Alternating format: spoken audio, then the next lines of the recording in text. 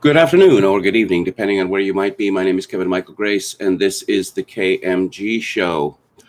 Apologies for not putting up a preview of the show on Twitter. This didn't happen because I was lazy today. It happened because I have been banned from Twitter for 12 hours. Why? Because I used a word, a particular six-letter word. No, not that word. A word that begins with T and ends with Y, which apparently, according to Twitter, constitutes hate speech. So I have been sent to the penalty box, and it got me thinking about who is in control of us. Certain people are pointed to, as enemies, people responsible for all the evil in the world. No, they're not. These people by themselves are generally not many and not all that powerful. The fault lies within ourselves. We have allowed twisted people to come to power, to exercise tyranny over us. And I was thinking, this made me think of the Hungarian philosophers Mikhail Polanyi's work on the question of moral inversion. Someone named Chris Scruggs wrote last year in June, last week I sketched out some main points of Mikhail Polanyi's Science, Faith, and Society. One aspect of his thought I neglected was his notion of moral inversion. This past week, Americans have seen the impact of the way in which the materialistic power orientation of our society causes a moral inversion in many people, in which terrible acts of violence seem justified to a rootless moral conscience. As last week progressed, we saw nationwide riots causing unbelievable damage based upon moral outrage concerning the death of George Floyd in Minneapolis. In the mind of the rioters and those who supplied the funds and encouragement for the riots, they are justified as a response to perceived American racism. In his writing, Polanyi outlines a process he terms moral inversion, which he believes is a common characteristic of totalitarian regimes on the right and the left. Soviet Russia, Nazi Germany, and Communist China all were powered by an extreme moral energy, unconnected with any form of traditional morality. Moral inversion, Polanyi believes, is the demonic power behind dehumanizing and violently social movements and the oppressive governments they create. For all the destruction they create, the leaders of these movements, they understood themselves utopian visions of the common good. Moral inversion is not limited to totalitarian regimes. What is moral inversion? Polanyi believes that the strong demand for moral perfection characteristic of Christianity, when combined with the materialist reduction of modern thought that ends in an objective moral nihilism, results in reason and morality that works in a destructive way. In his book, Logic of Liberty, Polanyi describes the phenomenon, speaking of Russian Marxists and German Nazis, as follows, quote, "In such men, the traditional forms for holding moral ideals had been shattered and their moral passions diverted into the only channels which a strictly mechanistic conception of man and society left open to them. We may call this the process of moral inversion. The morally inverted person has not merely performed a philosophic substitution of moral aims by material purposes, but is acting with the whole force of his homeless moral passions within a purely materialistic framework of purposes." Human beings are by nature motivated by moral passions, says Chris Scruggs. When by education or training they are denied an intellectual ground for their moral passions, these passions, like a river that is run out of its banks, flow in an uncontrolled flood into whatever channel lies conveniently at hand. In modern materialistic societies, that channel has been revolutionary action designed to create a new society along strictly materialistic notions. Communism or some form of national socialism has been the preferred channel. The disasters of the 21st century have been powered by a moral energy resulting from this rechanneling of moral passions in a destructive way. There is no critique of Christianity more common than the complaint that Christians are hypocrites. That is to say, that Christians do not live up to the high moral ideals of Christ, which they profess to admire. This is, of course, true, One only needs to read the Beatitudes to see that Christ upholds a moral standard to which we may aspire but will never obtain. The perfectionist impulse of Christian faith is responsible for a great deal of the moral progress of Western civilization. Nevertheless, among those afflicted with a loss of faith or no faith in moral ideals at all, this inability of Christians to achieve their ideals can become a breeding ground for moral inversion powered by a feeling that traditional morality is hypocritical. This is made more dangerous by the postmodern charge that all moral claims are merely bids for power. With the Enlightenment and its exaltation of critical reason, Christian faith and morals were placed under the dissolving power of a reductionist critical thinking. The materialism of the modern world, with its reduction of all reality to material particles and forces acting upon that reality, eventually led to the critique of Nietzsche that God, or spirit, was an illusion, that Christianity was a slave religion, and that the will to power was the final characteristic of all sound moral reasoning.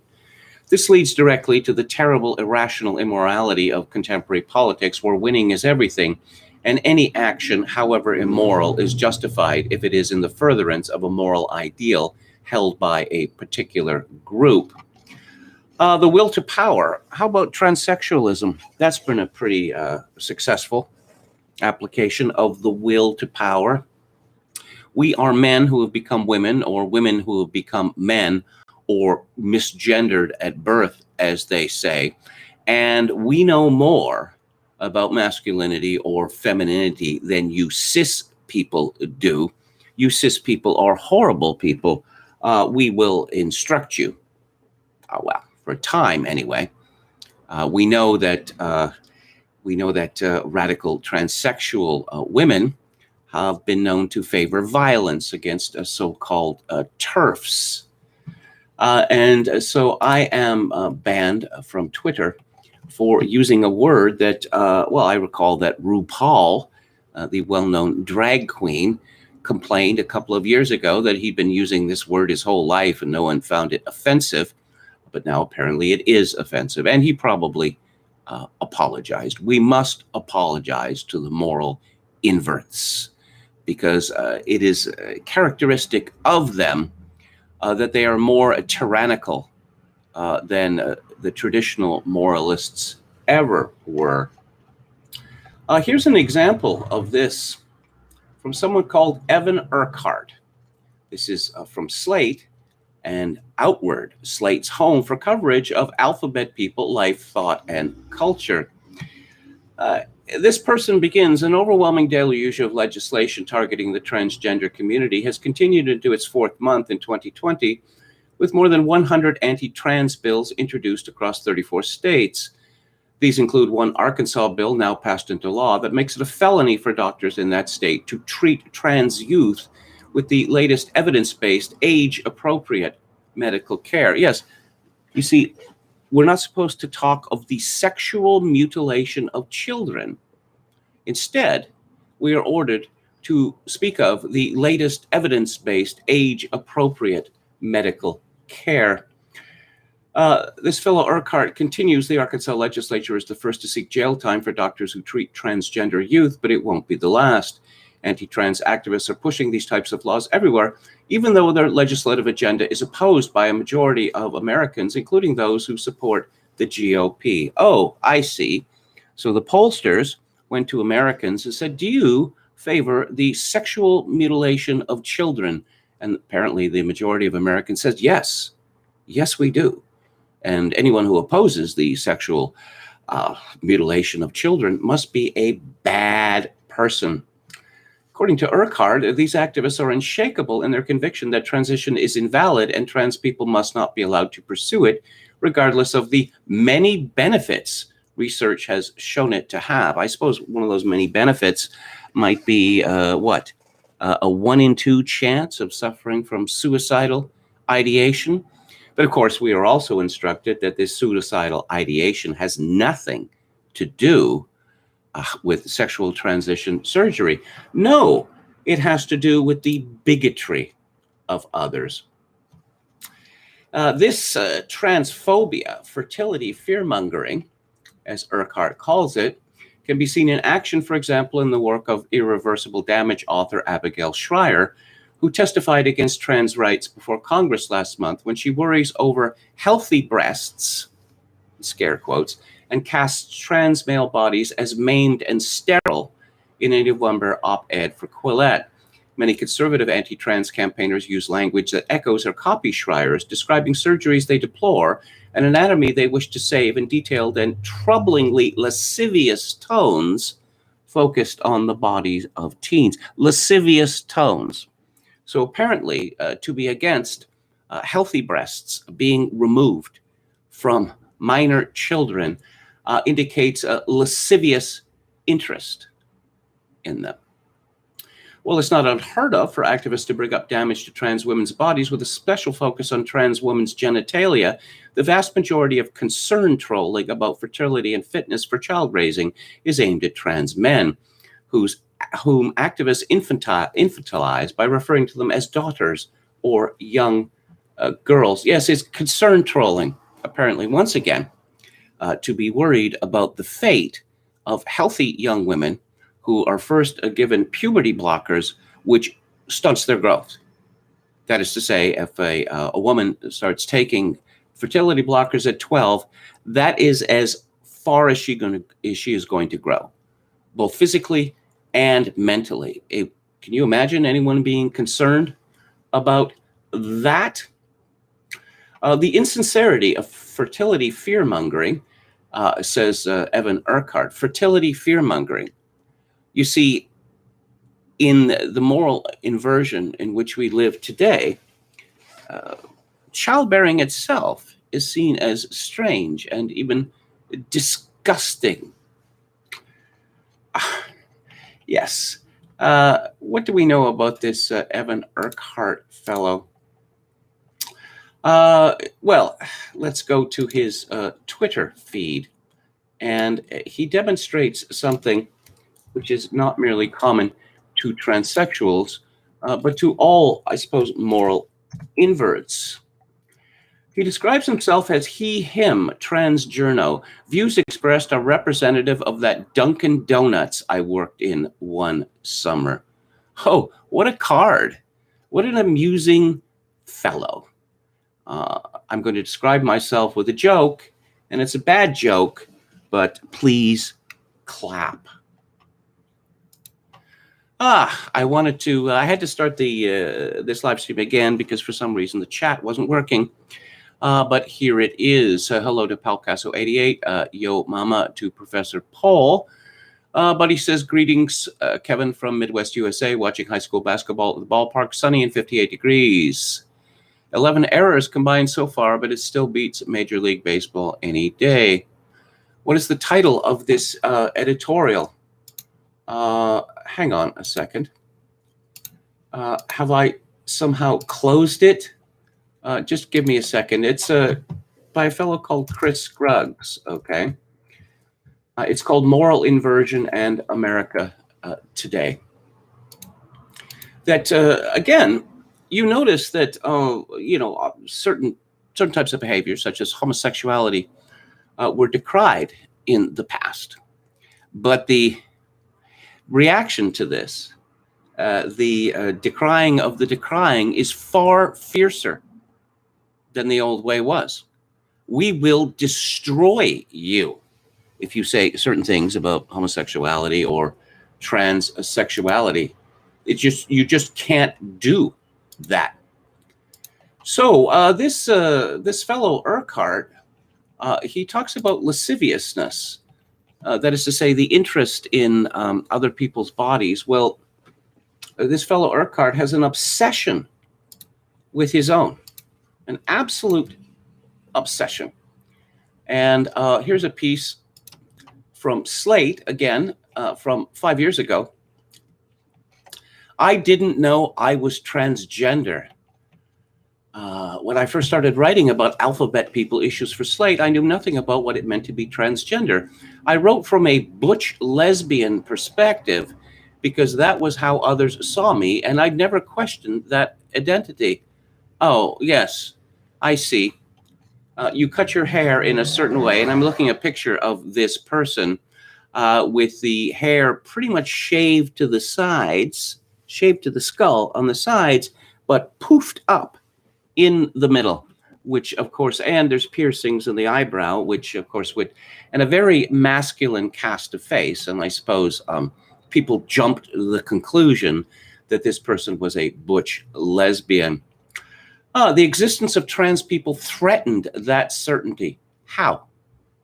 How would that threaten that certainty?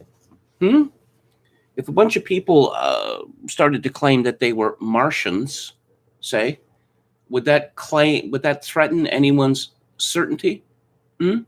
How is it that, insanity, gross insanity, can threaten anyone's certainty? Well, I suppose it can if this gross insanity becomes widespread, if it becomes mainstream, if it becomes the narrative. Urquhart continues, growing up, I never asked myself whether I might be transgender. Oh, dear. Wow. How did you miss that one? When I first learned about transvestites and transsexuals in elementary school back in the 1980s, and they were teaching you about this in elementary school back in the 1980s, perhaps it's time that we abolish the education system and start from scratch. And he learned later about transgender people in high school and college. I asked other questions, the wrong questions.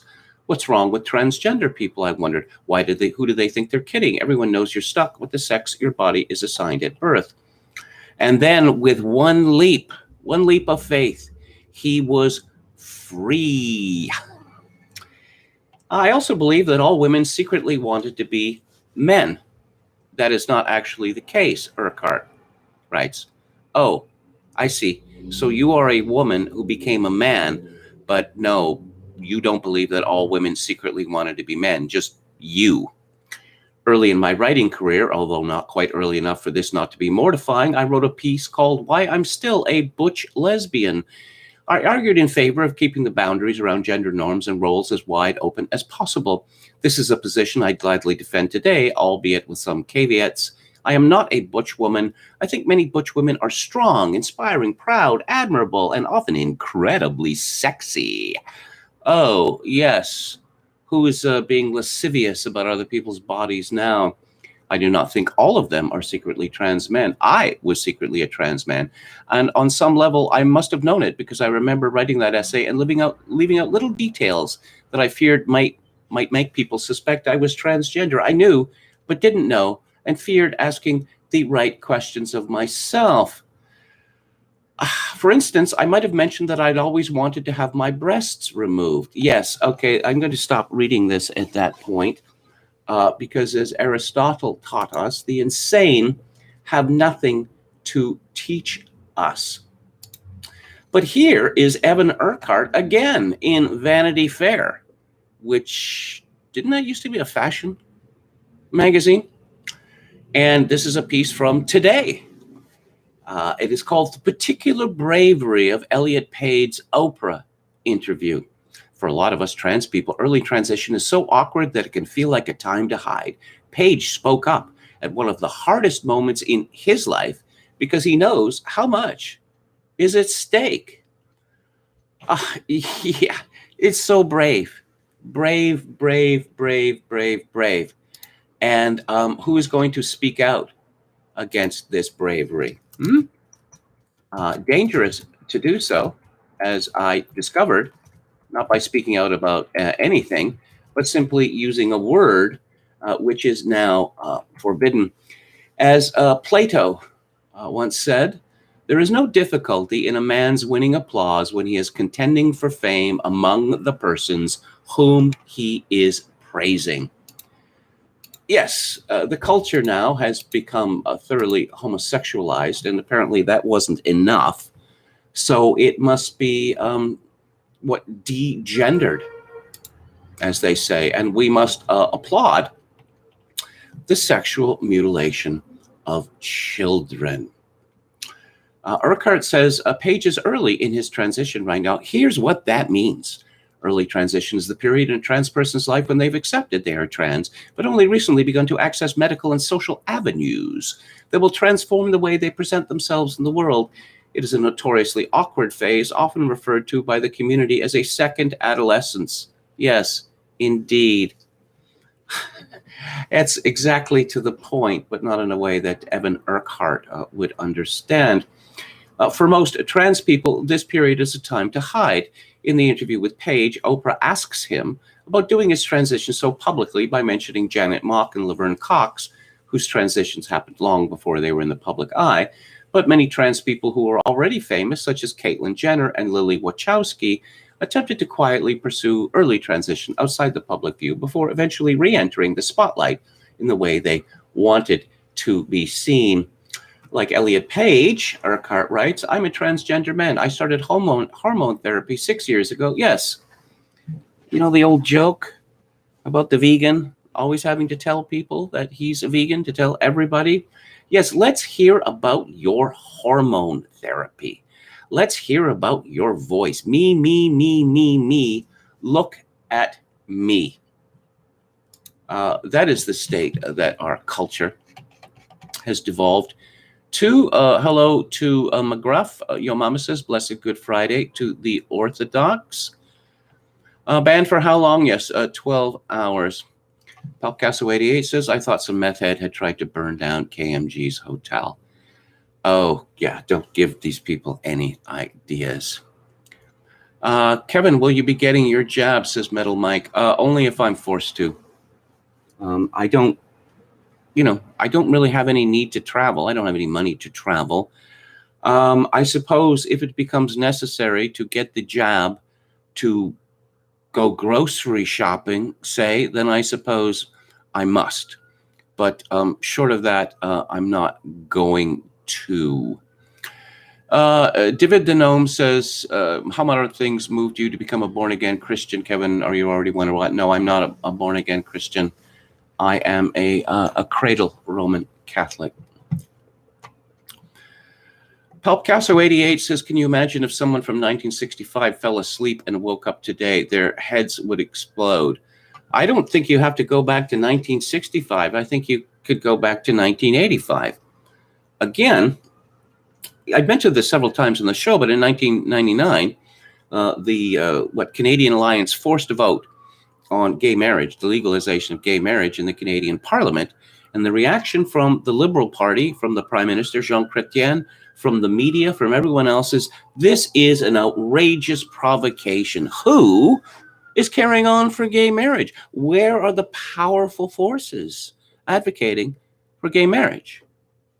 Well, 3 years later, an Ontario court ruled that, yes, gay marriage was legal. Based on an 1867 Privy Council decision on polygamy. Yes, they went that far. And yeah, okay, overnight. Oh yeah, gay marriage. Of course, we're all in favor of gay marriage. Gay marriage is a conservative value because all families are valid. But of course, certain statements were made at the time about the slippery slope. How about trans people? What are you talking about? These people, they don't have an agenda. No, they don't. It would appear now that they all have an agenda, and the agenda is destruction. There is no other way to look at it. Oh, ballet, which I was talking about yesterday. Not my thing, but others enjoy it. Ballet is too white, therefore must be destroyed. Classical music. Classical music is too white, therefore it must be destroyed. Everything that these people don't appreciate, must be destroyed. Or if they do appreciate it, it must be destroyed anyway. Steve says the first rule of Trans Club is that you always talk about Trans Club. David the Gnome says, I feel the Elliot Page person receiving some sort of award in Hollywood for cutting off her breast would be very appropriate in the current year. Chogokin666 says, I asked my doc for a test supplement. Guess what he said? Maybe I should have said I was dysphoric. Metal Mike says, the legislation for gay marriage came from the Liberals. They ran it by the Supreme Court. It can be rescinded via legislation. It could be, although we're told that the notwithstanding clause is evil and should never be used. I'll explain for foreigners. There was some fear about the new powers granted to the Supreme Court of Canada after the Constitution was amended in 1982.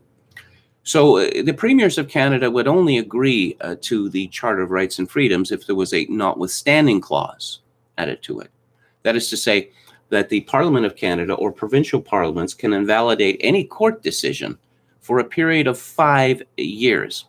But no less than Stephen Harper, Canada's most eminent conservative, said going back, to 2004, that he would never, ever, ever use the notwithstanding clause, whereas wicked Paul Martin would. And I'll give you the circumstances just to explain how much of a conservative Stephen Harper actually is.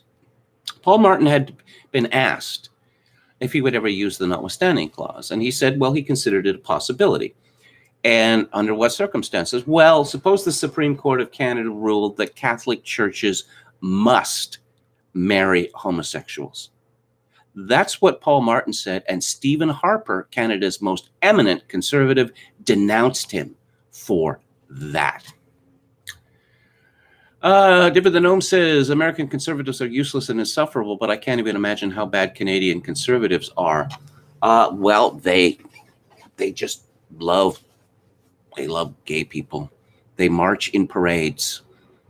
They were bullied into marching into parades, and so Jason Kenney, who was for years considered Canada's foremost social conservative, his party was reduced to begging the Edmonton Pride Committee, or whatever they're called, please, please, please let us march in your Pride parade. And they said no. They said no. Metal Mike says, yes, but my point is that the federal government can simply change the law to rescind gay marriage because it was not a Supreme Court ruling. The federal government could do that. But again, we've been bullied into the belief that only Quebec is allowed to use the notwithstanding clause to protect the French language. See, it's a special right reserved to Quebec. No, it isn't, actually. But this is, I'm sure if you asked Canadians, a vast majority would say that, yeah, they can't.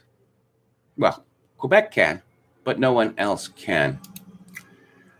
Steve Saylor had some comments on Evan Urquhart's article, and he reviewed Abigail Schreier's book, Irreversible Damage, which I reviewed a few months ago on the book club, which I highly recommend to you. This is an absolutely shocking book because it details just how quickly horrific things can come to happen in America, in the West, how they can become the norm. Saylor says that Schreier brings a wise Jewish mother's perspective to her advice for parents losing their chance of grandchildren to the insanity of our age. Before the smartphone and the Great Awakening helped make transgenderism the latest craze among adolescent girls, partly displacing older teen fads such as anorexia, cutting, and recovered memories, psychological science knew of only two main types of gender dysphoria when an individual is dissatisfied with the sex of his or her body. One, child-onset gender dysphoria. An extremely effeminate little boy or extremely tomboyish little girl will insist he or she is the opposite sex. While rare, this is not something parents can overlook. A boy with the condition, for example, will insist from perhaps age 3 onward on dressing up dolls. Most will grow up to be homosexual, satisfied with their biological sex, although some as adults will insist on a sex change. Late-onset gender dysphoria is the second example. This is a biological male-only affliction driven by the sex fetish of being aroused by the thought of himself as a woman. While kept mostly secret by the press, it likely explains the majority of the famous cases of high IQ men who have fathered children declaring themselves to be women. It's not that they always felt like a girl on the inside while succeeding in some intensely masculine career, such as the world's greatest athlete or outer space tycoon. It's that they have a fetish. Strikingly, this condition appears to be most prevalent in brilliant, vaguely autistic, not nice men.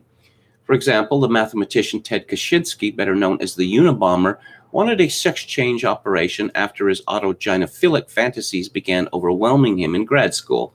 But then he changed his mind and decided to kill people instead. I was talking about menthol cigarettes, which I hate. I find them horrifying to taste, to smoke, but other people like them. One of the chancellors of Germany, Helmut Schmidt, he loved menthol cigarettes so much in anticipation of a ban, he bought hundreds of them, hundreds of packages, and put them in a freezer. He filled up a whole freezer with menthol cigarettes so he would have enough to smoke until he died. And so it happened. Black people like menthol cigarettes, and which has led to some great amusement because the Biden administration has run into its first intersectionality dispute, which is actually really funny, and the story gets even more intersectional. This is from the Daily Mail, Rachel Sharp. White House says it is aware of civil rights groups warning that Joe Biden's proposed ban on menthol cigarettes could spark racial discrimination. White House Deputy Press Secretary Carine Jean-Pierre said Thursday the Biden administration is taking seriously concerns raised over the proposed ban of the product popular with black smokers. The Food and Drug Administration announced Thursday it is working to ban menthol cigarettes in the U.S. by classifying the minty product as a flavor, which is already banned in cigarettes, as well as banning all flavored cigars. The agency said the move will, among other things, help tackle health disparities experienced by communities of color, with Black Americans found to suffer disproportionately from addiction and ill health caused by smoking.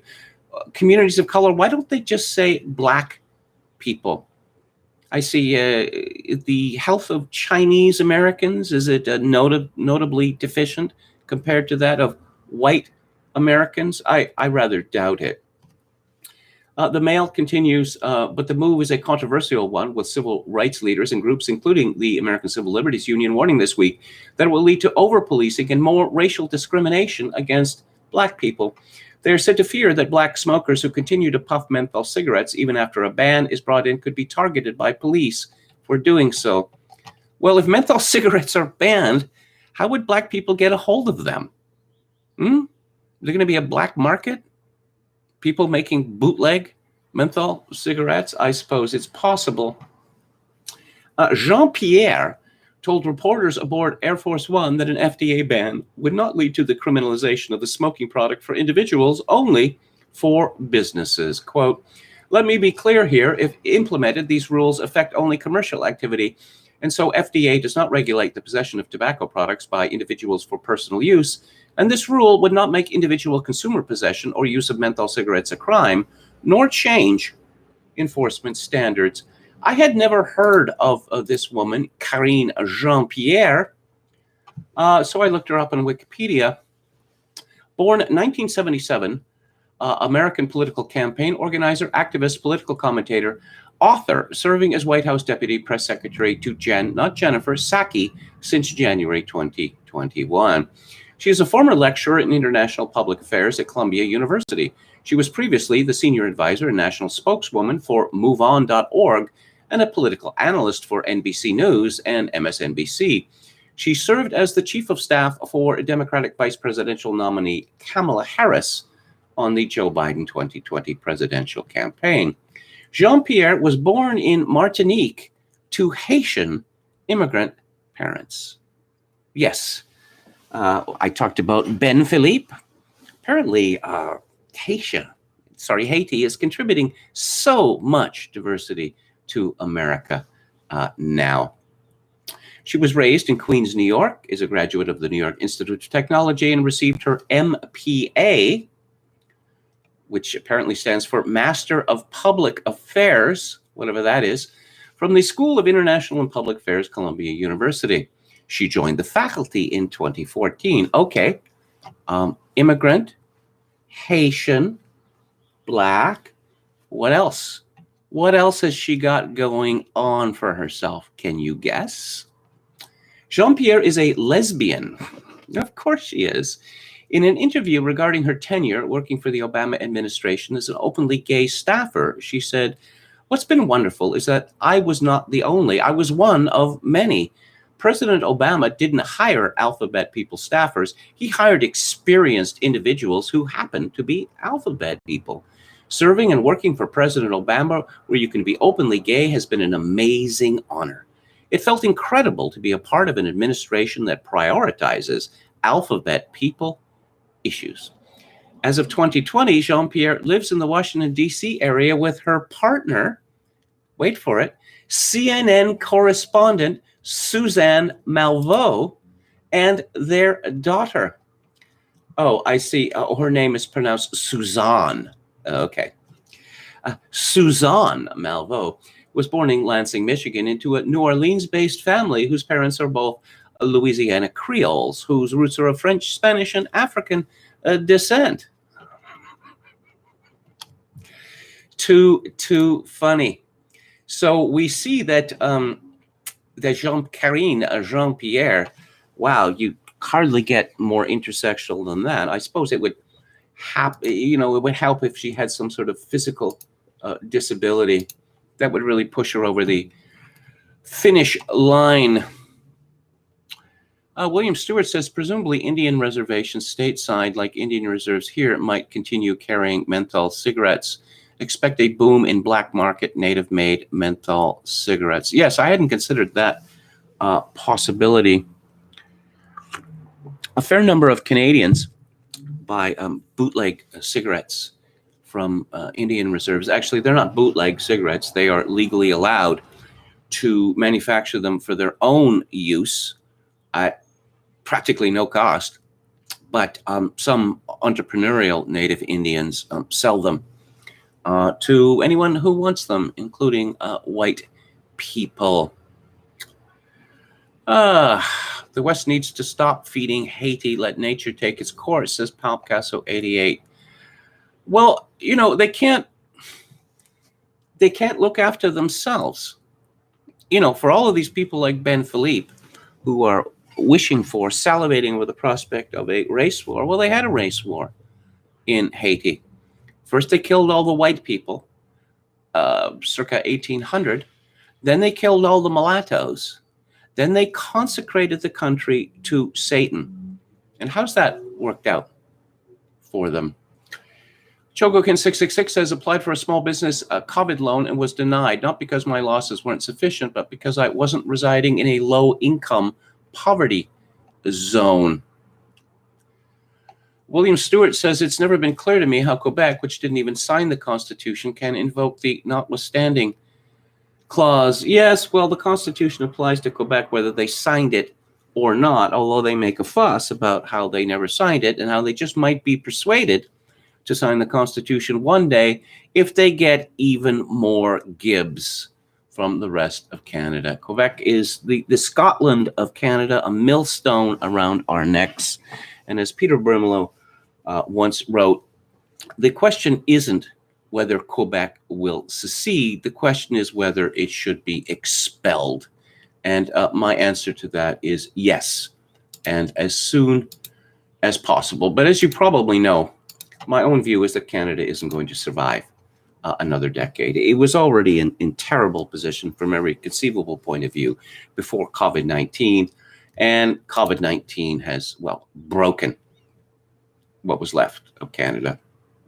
A humor piece from Red State by someone called Jeff Charles. The FDA is preparing to institute more measures to safeguard Black lives by banning products they like. After it was announced that the Biden administration would prohibit the sale of menthol cigarettes, officials are looking at other ways the government can save the Black community from itself. Only days after the menthol ban was announced, the FDA declared it was pushing full steam ahead with its effort to rescue the Black community through what they refer to as strategic race-based prohibition. An FDA official explained that the fried fowl and grape-flavored cola, also known as grape drank, must be banned because these hopeless Negroes don't know how to act. Preventing Black people from killing themselves by banning certain products is the least we can do, given the level of oppression they have endured in this country, said a high-ranking member of the Biden administration. This is why fried chicken and grape soda have to go. He added, how could they possibly survive if we don't make these decisions for them? Oh, and in more Biden news, and this isn't really news, but I suppose if NBC calls it news, it is news. Biden say new cat will join them at White House soon. She's waiting in the wings. The Biden's cat will be the first to live in the White House since George W. Bush's family cat, India. This is by Maura Holman. And I wonder if, when she was a journalism student, or perhaps just a university student, she ever imagined that one day she'd be writing about the White House cat. I don't know, maybe she enjoys it. President Joe Biden and First Lady Jill Biden, that's Dr. Jill Biden to you, Maura, provided an important White House pet update during an exclusive interview with Craig Melvin that aired Friday on Today. The couple said a new cat will be joining their German Shepherds, Major and Champ, as four-legged members of the first family. The first feline will move into the White House on the heels of two biting incidents in March involving Major, the Biden's rescue dog, at the presidential residence. Nobody was injured in either of those incidents. Really? Really? And if someone was injured, would we know about it? Though after the first, Major and Champ returned to the Bidens' home in Delaware so Major could receive some additional training. So let me get this straight, Craig quipped Major Biden, Major dogs don't have last names, you idiot, who clearly had some trouble adjusting to life at the White House. Now he's going to be forced to contend with a cat as well in the White House. Jill Biden then explained that part of Major's training involved spending time in a shelter with cats to prepare for his new companion. How much money did this cost and who paid it? I'd be worried that this cat is going to be torn to pieces by one or both of these German shepherds who clearly have issues. But okay, so clearly the Bidens are not cat people, or they're not dog people either. Okay, so they're in the White House now, so apparently we need a dog, or two dogs, two manly dogs, German shepherds. Oh, but that's going to piss off the cat people, so we have to get a cat as well. Doesn't this strike anyone as a bad idea, that people who don't like pets getting them? I mean, I really think it's quite a possibility that we're not going to hear about this cat one day. Simply, cat? What cat? What are you talking about? After one or both of the German shepherds tears it to pieces. And, oh yes, I found this rather amusing. Just give me a second here. This is from disclose.tv. Just in, ratings are in. 11.6 million people watched Biden's speech last night. 48 million people watched Trump's first State of the Union address. Trump's lowest was at 37 million. Lomez responded, yeah, but 50 million people in Milwaukee, Detroit, and Philly all tuned to watch the recording at 3 a.m. So actually, it was the highest rated State of the Union in history. And let's go to Jim Kunstler and his Friday column, which is called Rudderless, Leaderless, and Drifting. While the China-sponsored hologram known as Joe Biden dazzled a sparsely filled House chamber Wednesday night with a plan to turn the USA into the Big Rock Candy Mountain, events were spinning out of control so fast elsewhere that Rachel Maddow's head was revolving like the demon-possessed little girl in The Exorcist, spewing a pea soup stream of woke hysteria at her credulous audience. What's got her noggin in a twist? Conspiracy theorists are auditing the 2020 election ballots in Arizona, causing grave concern, she gushed. An army of DC-based lawfare attorneys attempted to quash the audit earlier in the week on the grounds that the vote had already been certified, and that was that. But Maricopa County Superior Court Judge Daniel Martin ruled otherwise, that it was the prerogative of the state Senate to authorize it, and the audit continues. Democrats continue trying desperately to hit the pause button on the process. The venue, an old civic arena, is only rented until May 14th, so physically disrupting the audit may be their only hope to prevent discovery of massive widespread election fraud. The question is, what actually happens if the auditors come up with clear and conclusive evidence proving that the ballot count was wildly incorrect due to fraud? Might the Arizona legislature have to decertify the results? One big tamale is the U.S. Senate seat that former astronaut Mark Kelly, Democrat, took from Republican Martha McSally, giving the Dems a 50+1 Kamala Harris vote advantage. Martha McSally, what is it with the Arizona Republicans that they felt so hard in love with this obvious closeted lesbian? Oh, yeah, well, you lost, but we'll give you a Senate seat anyway. Oh, and then you're going to lose that one too. What is so special about this woman? Is it because she's a veteran? Let's see. Kunstler continues, the numbers are already pretty grim. 70% of Republicans and 30% of Democrats say they doubt the veracity of the 2020 election. That is quite something, wouldn't you say? Meanwhile, plenty of other events are roiling in the background with the potential to go critical. Joe Biden's proposals to jack the U.S. economy by $5+ trillion won't be very good for the credibility of the U.S. dollar, with other countries already eager to dissociate themselves from dollar-based global trade payment arrangements. But that's just financial esoterica compared to what's happening on the ground across America, with households running on debt and back payments for rent and mortgages piling up, and landlords and banks taking the hit in the meantime. There's no Heimlich maneuver for a nation choking on debt. And that plan to become the big rock candy mountain where they hung the jerk who invented work is liable to disappoint even the mesmerists in the Bureau of Labor Statistics. Meanwhile, also, the U.S. continues to stupidly stir the pot in the Ukraine to provoke war over the breakaway Donbass region in order to give NATO a reason to exist. The Russians don't want or need to take responsibility for what has become a failed state.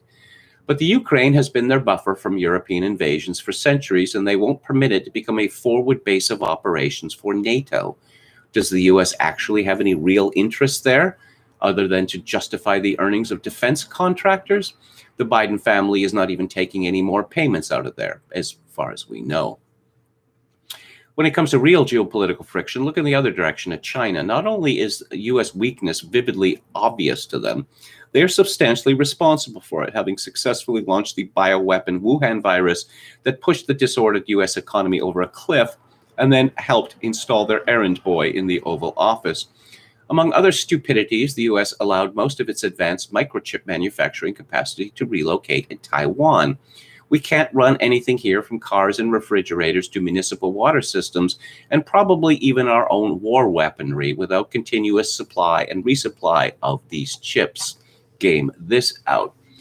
Then there is the fantastically stupid agitation, Kunstler writes, and provocation on the home front of the Democrat Party-sponsored woke Jacobins, who are too dumb to even understand that if you want a police state, you need police.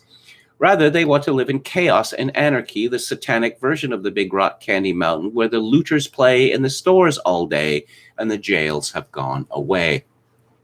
Joe Biden pimped for that hustle Wednesday night, too, declaring the nation systemically racist and white supremacy the nation's greatest domestic menace. Oh, really?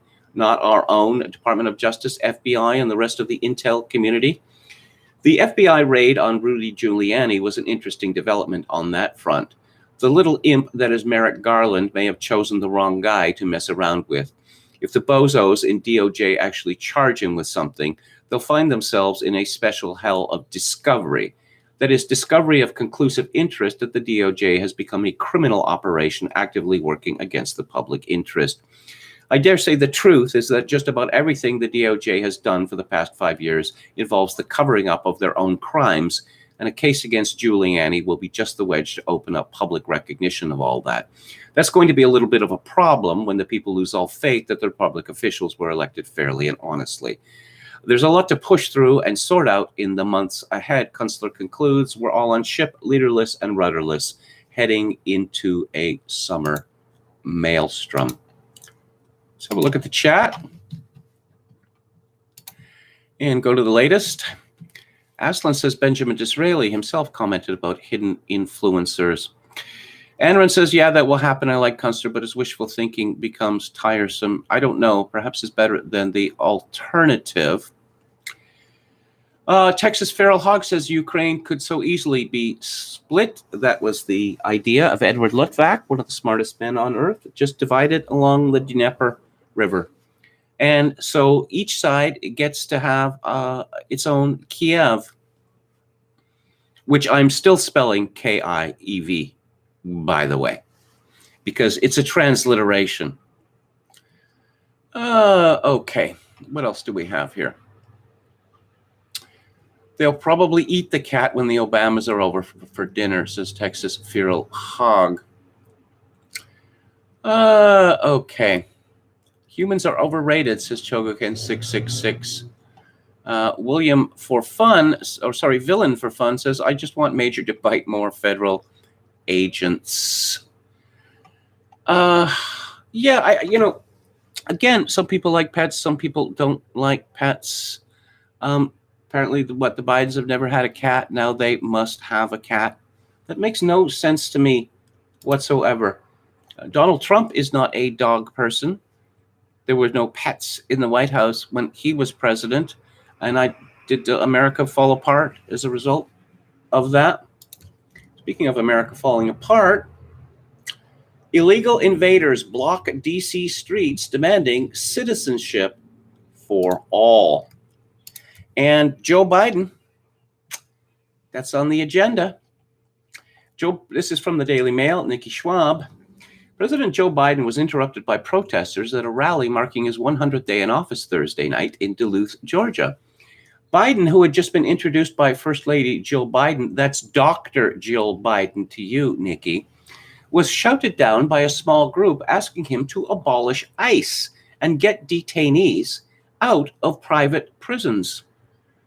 The president responded, I agree with you. I'm working on it, man. Just give me another 5 days. Folks, you all know what they're talking about.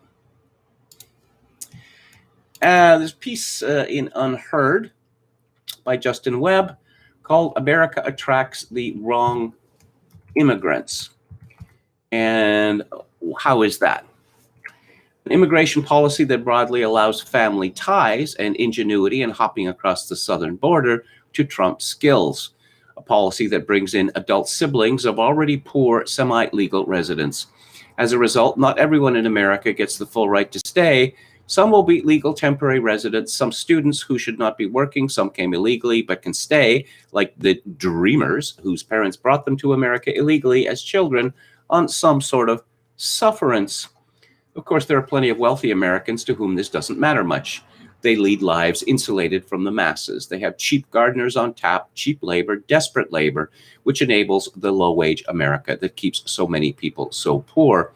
Bernie Sanders used to point out that open immigration policies were very much the plaything of the rich, of faceless, placeless corporate America.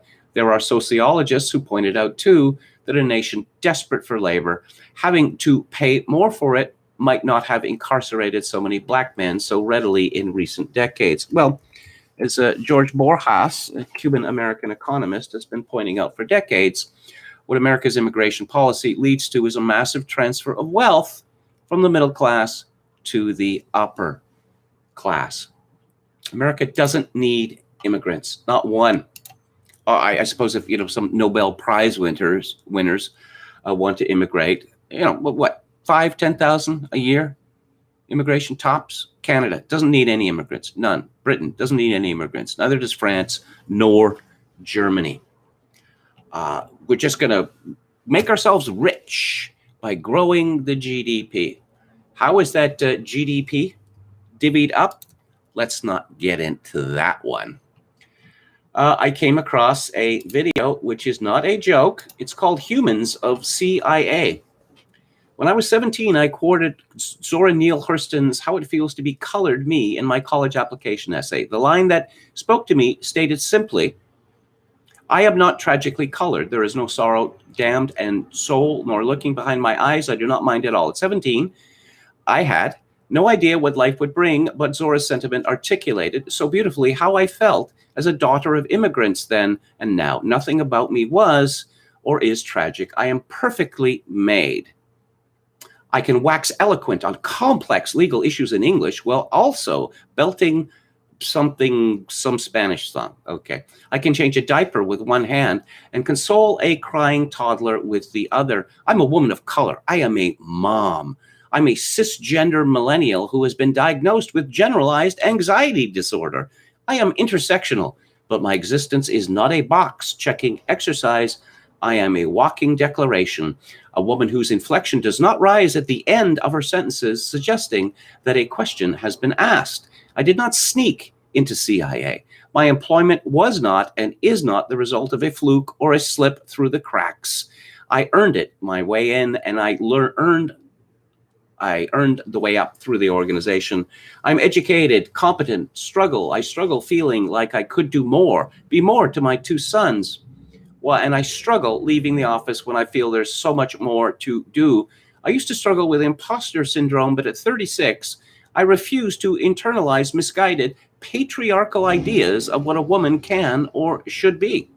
I am tired of feeling like I'm supposed to apologize for the space I occupy rather than intoxicate people with my effort, my brilliance. I am proud of me. Full stop. My parents left everything they knew and loved to expose me to opportunities they never had. Because of them, I stand here today a proud first-generation Latina and officer at CIA.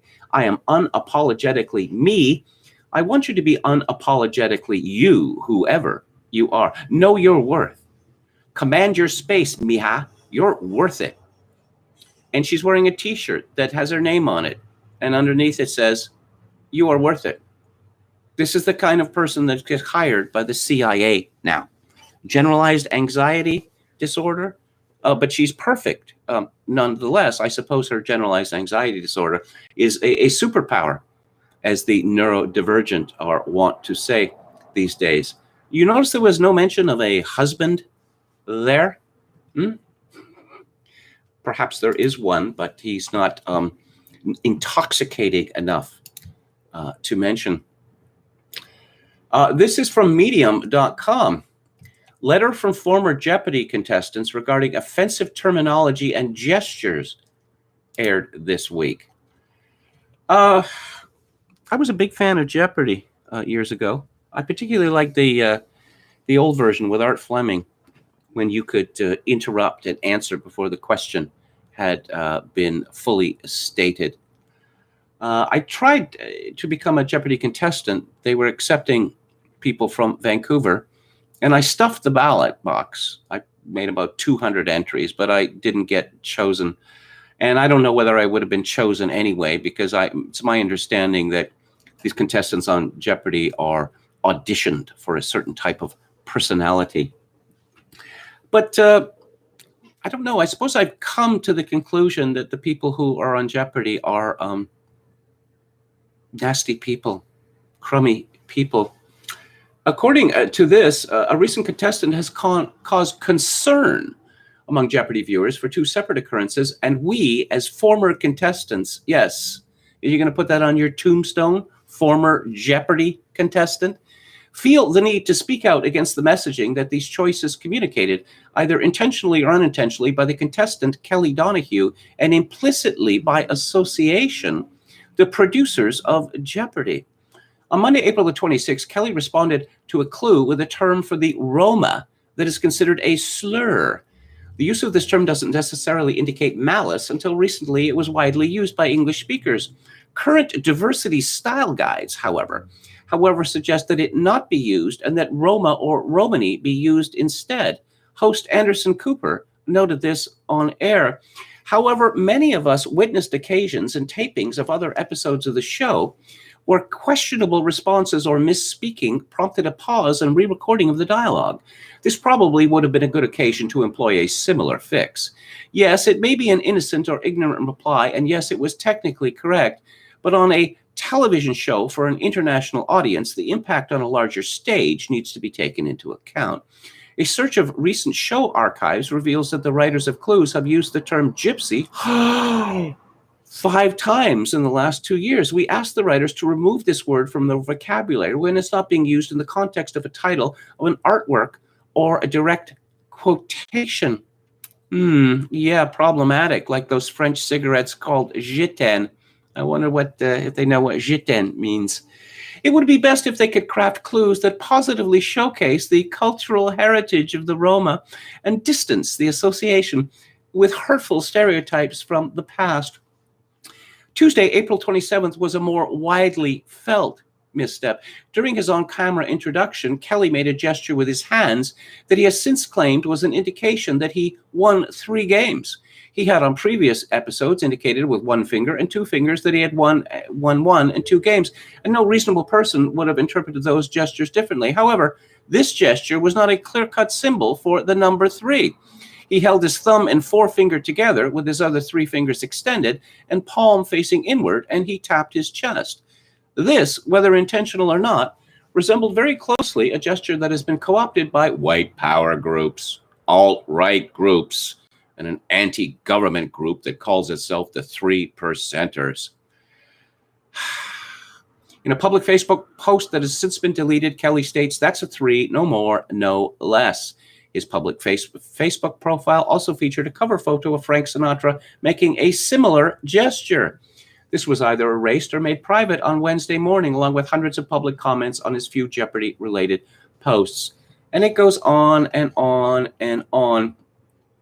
Oh, so he's apologized. Donahue has apologized, what, twice? Oh, and that he condemns white supremacy and racism of any kind. Well, glad to hear that. You know what? A lot of people call me a black pillar because, well, I read the news, right? When someone appears on Jeopardy and hundreds of former Jeopardy contestants complain about the use of the word gypsy and someone going like this, this is a society that is so unstable that it cannot exist for much longer.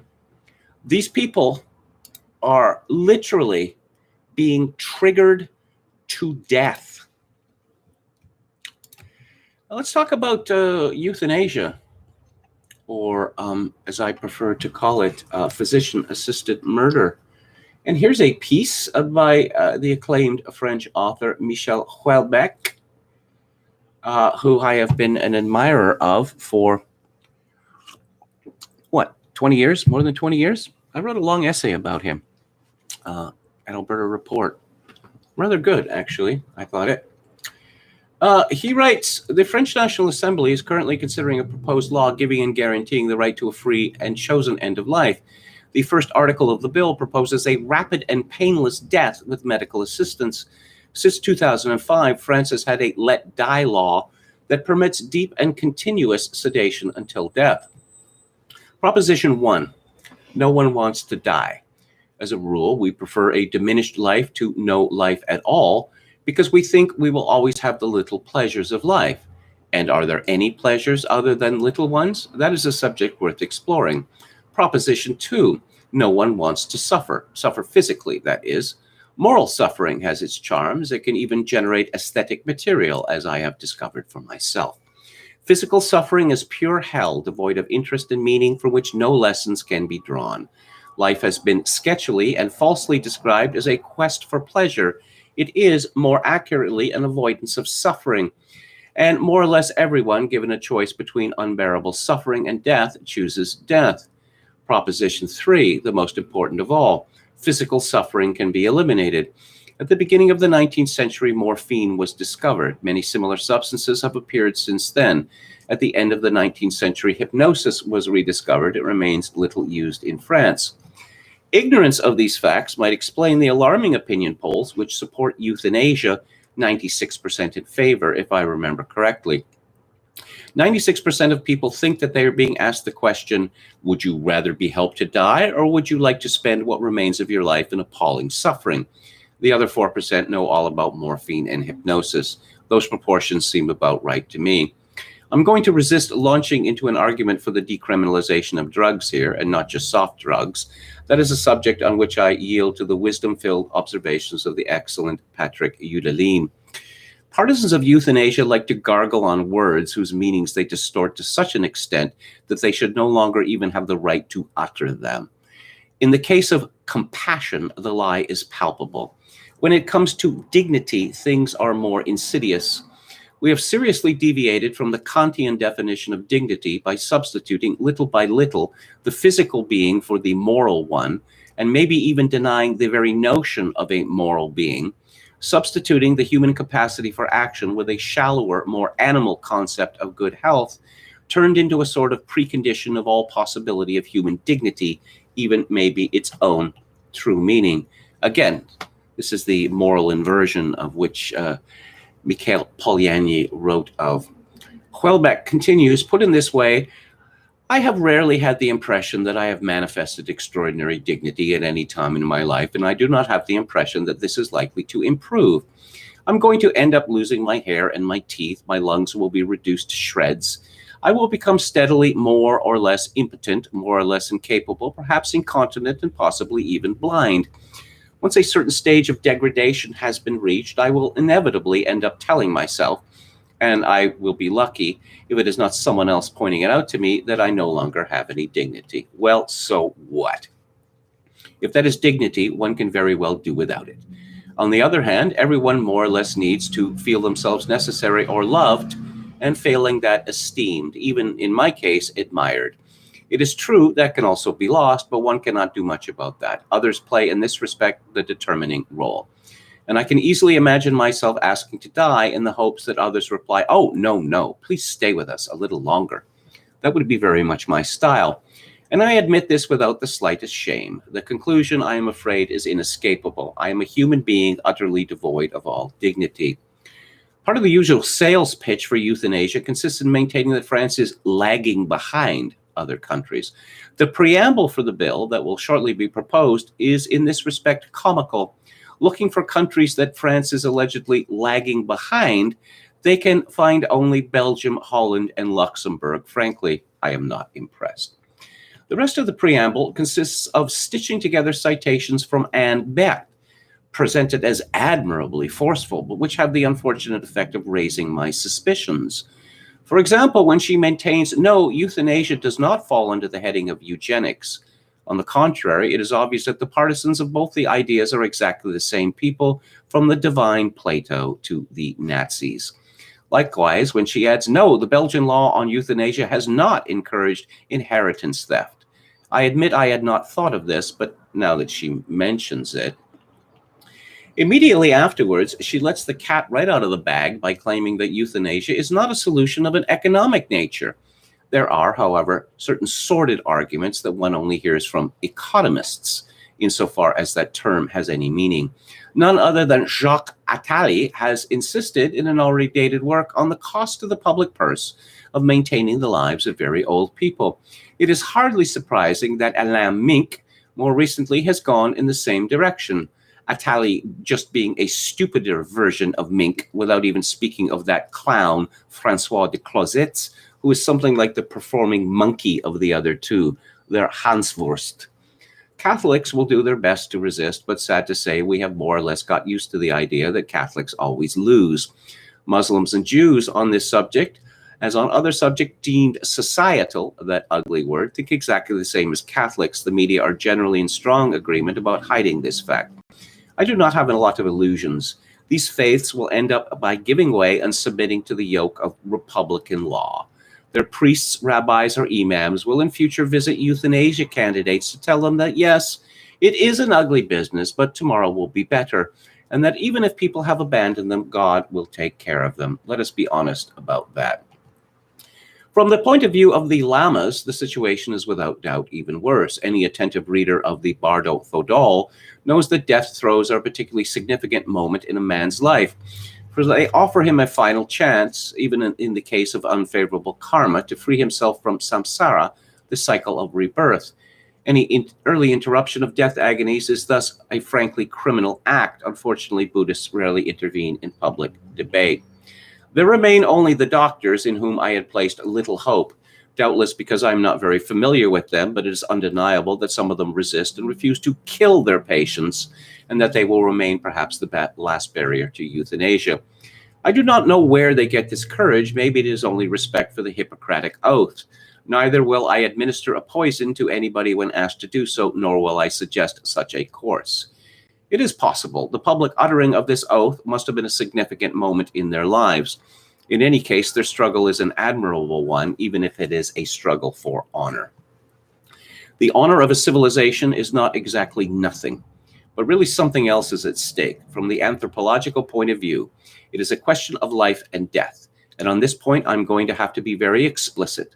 When a country, a society, a civilization gets to the point of legalizing euthanasia, it loses, in my eyes, all right to respect. It becomes henceforth not only legitimate, but desirable to destroy it, so that something else, another country, another society, another civilization might have a chance to arise. This essay by Michel Houellebecq appeared originally in Le Figaro on April the 5th, and it was translated for unheard.com by Dr. Louis Betty. Yes, in my own country, Canada, our wonderful Supreme Court, our 9 black-robed unelected dictators, decided that euthanasia is legal. The Charter of Rights says so. Prostitution, also legal, along with gay marriage. However, school boards not keeping copies of Heather Has Two Mommies, that's not legal. No, because these people decided from a religious basis that they didn't want this in the curriculum. But the court in Quebec has decided that the euthanasia law that exists in Canada isn't wide enough. For instance, we're not allowing depressed people to be murdered by doctors. We're not allowing teenagers to be murdered by doctors. And Parliament is working to fix that. Don Willis quotes Charles Manson. I'm nobody. I'm a tramp, a bum, a hobo. I'm a boxcar and jug of wine and straight razor if you get too close to me.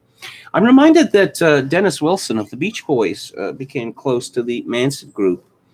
And Manson encouraged this because the Beach Boys were going to record his songs. And so Dennis Wilson and all of his friends had access, sexual access, 24/7 to these Manson women. And Dennis Wilson and his pals took full advantage of this, and they all got one or multiple venereal diseases. And I read somewhere that Dennis Wilson paid out something like $100,000 to have his pals cured of their STDs that they had got from the Manson girls. Aslan says, my MD relative refuses to give referrals for abortion. I'm glad to hear that. Texas Feral Hog says we need to do better keeping people out of the hospital room torture chamber and into palliative care only. Well, it's my understanding that palliative care is pretty much euthanasia. That people are moving into palliative care and they're dead very soon afterward. Our Love's in Jeopardy, the Greg Kinn Band. Yes, Don Willis. I remember that song. Alex Trebek, Gavin McInnes, hockey, decent lager, says Don Willis. Okay. I don't care if libtards want to self-delete, says Aslan. Well, I can't share that belief, actually. I think that human life is sacred. I'm disappointed Kevin didn't read the Jeopardy story in the form of a question, says Paul Casso 88.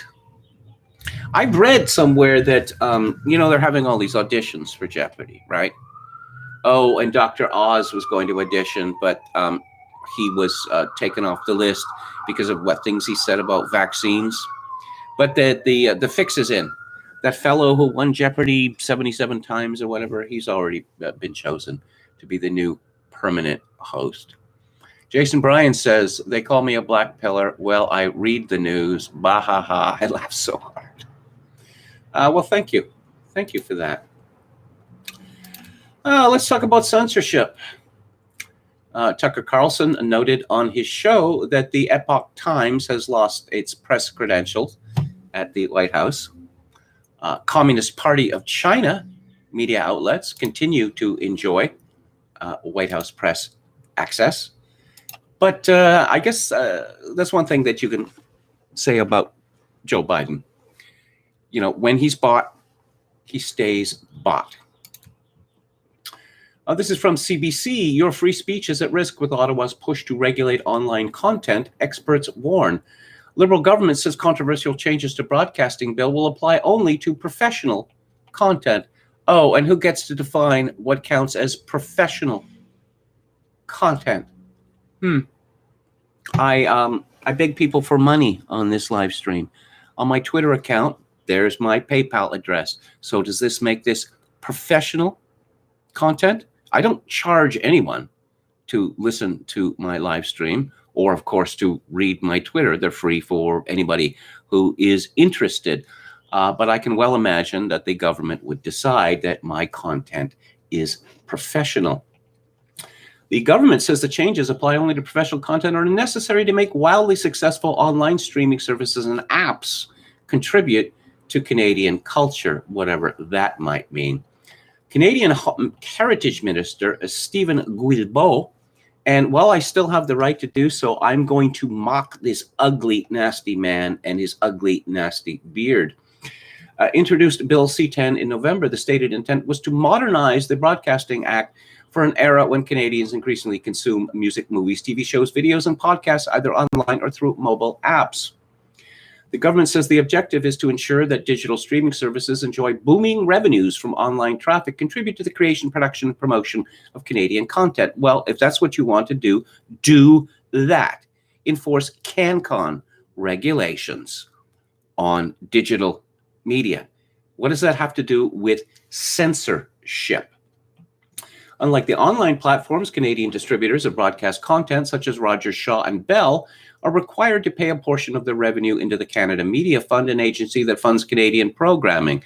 CRTC-regulated broadcasters are also required to broadcast a minimum amount of Canadian content on radio and TV. And they're also required to take over American broadcasts.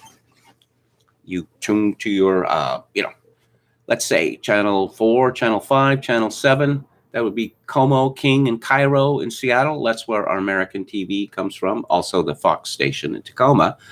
And simulcasting, they call it. Yes, you're going to get Canadian commercials. You're going to see that Canadian Tire commercial repeated so many times that you want to destroy your TV. Okay, what about those controversial amendments? What about them? It's a balanced approach. Says Guilbeault. User-generated content will not be regulated. But the exclusion for user-generated content was removed by members of the Heritage Committee last Friday. Another amendment approved by the committee on Monday would grant the CRTC the power to regulate smartphone apps as well. Critics say these amendments could give the CRTC the power to regulate the posts that millions of Canadians upload every day to platforms like Facebook, Instagram, Twitter, or YouTube. Well, I'm not going to do that. Okay. If this bill passes and I am forced to be regulated by the Canadian government, I'm going to take this down and start something else, which is located, I don't know what platform, but in a foreign country. I don't know whether that would protect me or not, but no, I'm not going to be Ottawa's a slave. Yeah, what else do we have here? Oh, safeguards have been built into the law already to protect freedom of expression, says Gagne Reynaud.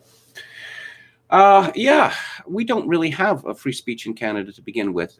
Hate speech, truth, not a defense to accusation of hate speech. People have been prosecuted and convicted of quoting from the Bible in my country. Could regulators control what people post on social media? Bill C-10 doesn't allow for the government or the CRTC to do content moderation, determine topics or subjects published, or impose removal of content based on Canadian content requirements, says Gagne Reynaud.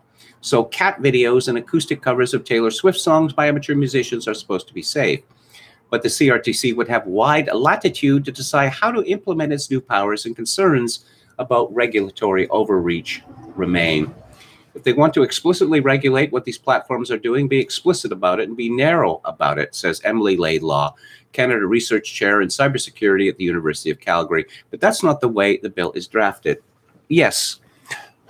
Yes, like the Charter of Rights and Freedoms.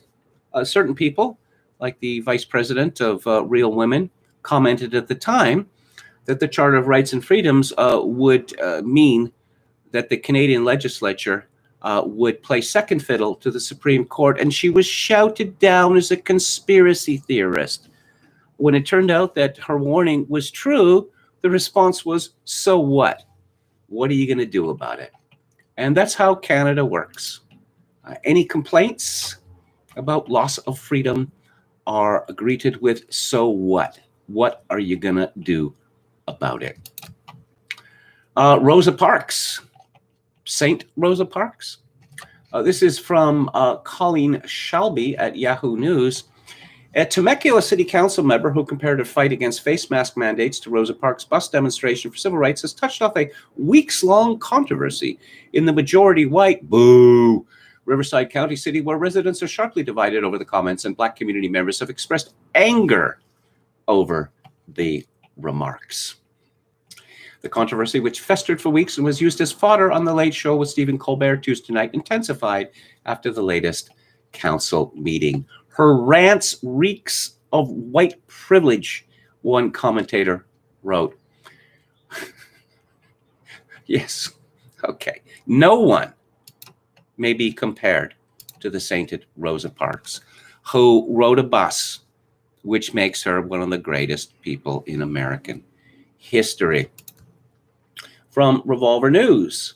1 month later, CNN finally admits what Revolver reported all along: no bear spray stream in New York Times Sicknick video. Yeah, the media lies to you about everything. The Brian Sicknick saga, why and how the fallen U.S. Capitol Police officer died in the aftermath of January 6th, has gone through many twists and turns. It has been nothing short of a masterclass in how our regime media will tell lie after lie to launder fake narratives and avoid informing the public about basic important truths. The latest thread to unravel is the entire bear spray narrative. This past Tuesday, 27 days after Revolver News first identified using digital forensics that the New York Times had committed fraud about a bear spray attack, our regime media has finally admitted what our investigative team definitively proved from the start: no bear spray was actually deployed in the fake bombshell New York Times videos from March 24th.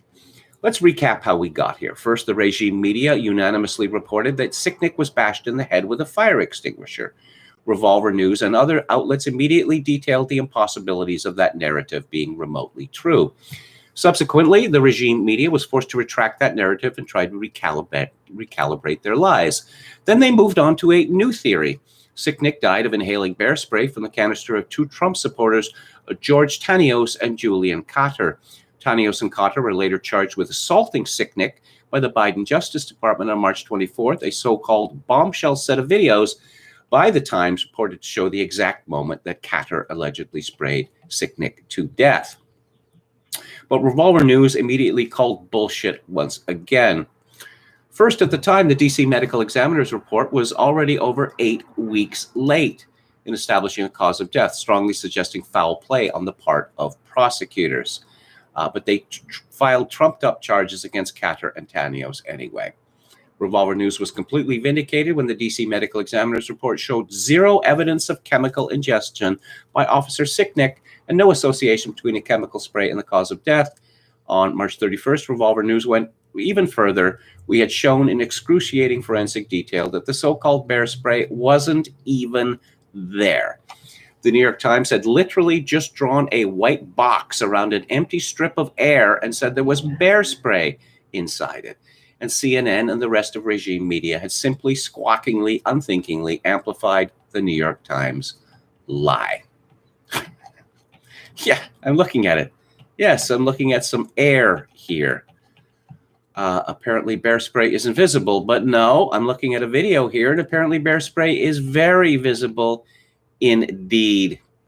CNN's admission this week of the change from bear spray to pepper spray is of far greater significance than the regime media or prosecutors want to admit. The New York Times videos only showed Cotter purporting to fire a Sabre Frontiersman canister of bear spray, not pepper spray. While prosecutors allege Cotter also carried 2 small pepper spray cans, those pepper spray cans were not depicted in the March 24th video. The DOJ and FBI have now simply moved their goalposts in an even more unaccountable realm. There is no visual or chemical record of the alleged events in question at all. Stay tuned. It's about to get wild. Let's see here. I like this. This is from Red State. Republican voters would rather bathe in battery acid than nominate Liz Cheney for president. What was I saying about America becoming a hereditary oligarchy? Liz Cheney. At first, I confused this woman with her mother. I believe they have the same name. What? There's another mouthy Cheney woman? And in foreign news from France, Paris mayor says she agrees with military chiefs who threatened to seize control of the country and warned of the disintegration of France as 18 of the officers are fired. This is from the Daily Mail. The mayor of Paris in question is called Rachida Dati, which is not a French name, is it? Apparently, she is of North African origin. She was raised in a devoutly Muslim household by an Algerian mother and father. She has made a name for herself as a politician who takes no prisoners, infuriating left-wingers with her law and order crackdown as justice minister, and brushing off critics when she decided to take just 3 days maternity leave after the birth of her daughter. I keep hearing that Marie Le Pen is finally going to win the election for president. I don't see how that can happen unless there is a sea change in the attitudes of the French, because what happens is in the first round of voting, Marine Le Pen is neck and neck with whichever meat puppet the French establishment has put forward. And there is some other candidate, typically from the left, who finishes third. And in the second round, the left instructs its voters to vote for the meat puppet for president, and that's why Le Pen always loses. And I don't really see how that could change. But life is full of surprises. Richard Littlejohn writes in the Daily Mail, "So much for June 21st being Co-VE Day, marking our final liberation from lockdown. Councils are continuing to recruit COVID marshals on contracts stretching into 2023. Hertfordshire is spending £3 million, hiring 60 Warden Hodges wannabes to patrol the streets from July 1st to January 31st next year, with the prospect of a one-year extension. Other local authorities from Northumberland to Cornwall are planning to employ marshals beyond the summer. The government is making an extra £400 million available to manage local outbreaks and spend on so-called COVID-secure improvements to town centers. Stand by for more mad pavement widening schemes and cycle lanes." It shouldn't be too much to expect that from June the 21st, the constant hectoring will stop, along with all the nitpicking rules and out-of-proportion punishments being consigned to the dustbin. But don't hold your breath. I've been warning you for more than a year that there will be nothing normal about the new normal. Never underestimate the ingenuity of the standing bureaucracy to invent a whole raft of new guidelines, which they will then enforce with Stalinist zeal. The virus has created a burgeoning public health apparatus which will prove stubbornly resistant to all attempts to dismantle it. Take Hertfordshire, for instance, which seems determined to stay on a war footing even after the official armistice is declared. And what have we seen in Britain over the last year?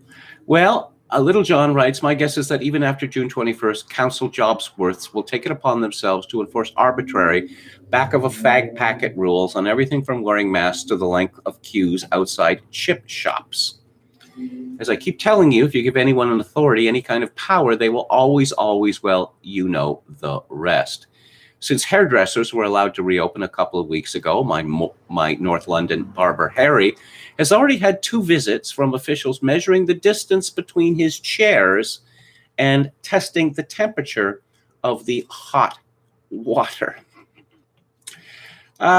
Yeah. Families and friends are meeting indoors again. Pub gardens and parks are packed with people ignoring social distancing. Workers are, if not flocking, then certainly drifting back to their offices. Traffic jams are returning.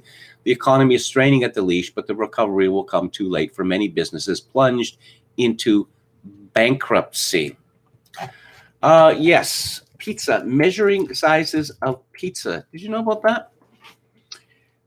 Little John writes, we've just lived through a Kafkaesque nightmare, which has seen coppers measuring pizza slices to determine whether they constitute a substantial meal, and 2 women out for a stroll given fines because the peppermint tea they were carrying was classed as a picnic. Golly, and somehow the English police wonder why they are hated. An interesting essay from akinokure.blogspot.com. Radio's dead. Contempo stations stop playing current music. Signs of a dark age. Continuing the series on the new cultural dark age that has begun setting in, let's look at pop music. No, we will not be subjectively evaluating today's music and contrasting it to some golden age or another from the past. Rather, the signs of this dark age are objective. If you were to listen to the radio, you'd have little awareness that pop music has existed in the 2020s. The source here is the contemporary hit format, the stations that are supposed to play the hot new stuff that everyone's buzzing about, not retro and not from just one genre. These are the stations that you're supposed to complain about for only playing new stuff and not appreciating anything good from the past, just one damned pop hit after the next in an endless flux of fashion. After not listening to my local Contempo hit station for a few months, I wondered what they were up to. What new songs are all the rage 3 months since I checked in? There's always the algorithms for the big online platforms to suggest new things, but what I'm talking about what's actually catching on, growing, and lasting. Shockingly, there are hardly any new songs at all. I double-checked their recently played list on their website, and it's been like that for days. It's not like I happened to check during a blast from the past hour. Saturday night played a few more new songs, but not much. Overall, they're simply not playing new music. What are they playing instead? Mainly music from the 2010s across a variety of genres and emphasizing the late part rather than the early part of the decade. But you're still more likely to hear early 2010s music than 2020s music on the Contempo hit station. Especially when you count by distinct songs rather than total airtime, they might play one of Ariana Grande's hits from this year or the last 5 times throughout the day, but they'll play 5 different songs from the early 2010s over the same period. Only a handful of new songs are making it into rotation. Even worse, hit songs that they were playing last year have disappeared from their playlists. I Love Me by Demi Lovato, Midnight Sky by Miley Cyrus, Break My Heart by Dua Lipa, Willow by Taylor Swift, Monsters by All Time Low, and dozens of others by megastars have vanished from the airwaves, and no new acts are taking their place.